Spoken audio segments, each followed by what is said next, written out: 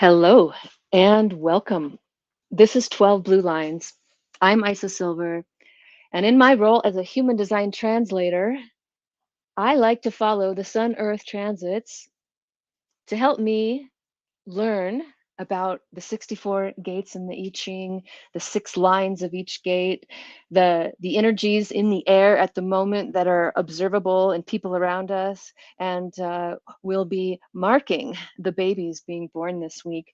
And this week, that polarity in that sun earth is risk. Imagine having risk, the intuition to go for it in an individual way and make purpose of life on one side, and the earth grounding in the sacral energy, the life force energy of caring. The traditional I Ching called this nourishment. You can see the sacral sort of giving to the intuition in order to preserve the tribe. This is a supportive tribal channel. And risk, well, it has a pretty interesting original I Ching name too, the preponderance of the great. Ra called it the gate of the game player. And what is the foundation for risk? Preparation. Intuition for effective and detailed preparation. On the bright side is Mars with the ability to recognize risks, and that allows you to prepare to focus on the details. And this being a first line, I suppose it might take a little while to learn how to develop that intuitive ability for risks. Balancing out the intuitive preparation for an individual risk is selfishness, tribal selfishness, life force power selfishness. It's kind of one of those triggering keywords, but it's not so bad because the power to care for oneself first is what we're talking about here. Other people benefit when you take care of yourself first. The foundation of caring is yourself first. Now, the natural individual at risk, alliances, the acceptance of questionable alliances. This is funny to me because I don't think of the second line as being, aware of anyone, right? But alliance sounds like almost like a bargain, but no, it's not really a bargain, and this is not tribal. Alliances for the individual. And this second line individual is unconscious that they are allied with unpleasant, pleasant, or dubious allies. But they're a natural at risk, Sometimes you got to do what you got to do to preponder the great. But balancing that out is self sufficiency, the self sufficient nourishing power, which in its sacral life force nature is the strength to care for others in a motherly fashion. On the bright side, yeah, there's a shadow to it too, but we're just going to stick with the middle path, right? Let's just get an overview and stick with the middle path for now. If you're looking, by the way, to understand the dualities of the lines, because the blue I Ching that I'm sharing with you is just mostly the blue lines. If you want to see the duality that builds to that, then the Chutzpah I Ching is for you. That's the Rave I Ching dramatically presented by myself, the exaltation and the detriment. But anyway, third line, the experience of risk leads to adventurism. Adventurism combined with intuitive caution would be the middle way here. I assume that involves some scars on the shadow side, getting to the place where one would combine the adventurism with caution. Have I done that? Maybe life forced me to. Balancing that out, the energy, and remember the life force center is a motor and a responding motor, but the risk center has no no certain energy from the root per se, you know? So, anyway, insatiability.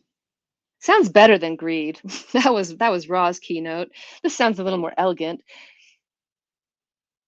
Blue line, wanting much more than is needed. Trials and errors with caring lead to wanting much more than is needed at best. Now, the shadow here is pretty dark, but hey, it's part of humanity. Guess what? The mundane lust for power and the greed that always wants more than one needs. Yeah, that's part of humanity. Also, the bright side, the power that arises when one can draw on abundant resources and the wish to have more than one needs sexually, mentally, or materially. And remember, this is a response, Gate 27 caring, to the values in Gate 50, where the sun was in the past week. On the fourth line, we get holding on to and using all means available. What is the fourth line doing here?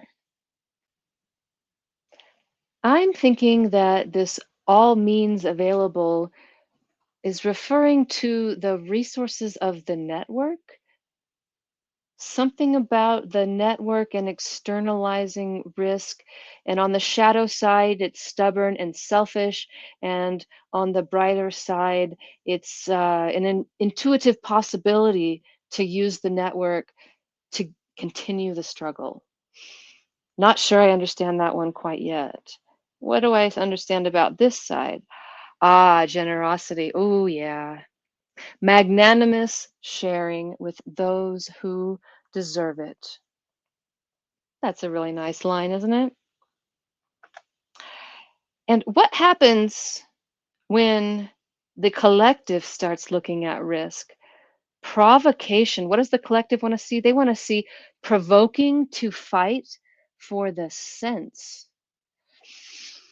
For the fighting for the purpose of life, is that what this is? Provoking others to fight for the reason to be alive so that we can preponder the great, so we can be great, prepondering our greatness, something like this. On the bright side, they say it's the ability to provoke others in order to have them give meaning to their lives. Ah, the savior. There is a reason for this. I'm going to provoke you and you are going to find meaning in your life. But the sun, where it is now, has a destabilizing effect on others, where their alliances are unfaithfully broken to find the meaning of life elsewhere. Remember second line alliances? Well, this shadow says, you know what? I'm fighting for it and I'm not fighting with you now. What balances that out? The executor, the ability to distribute effectively the resources of others.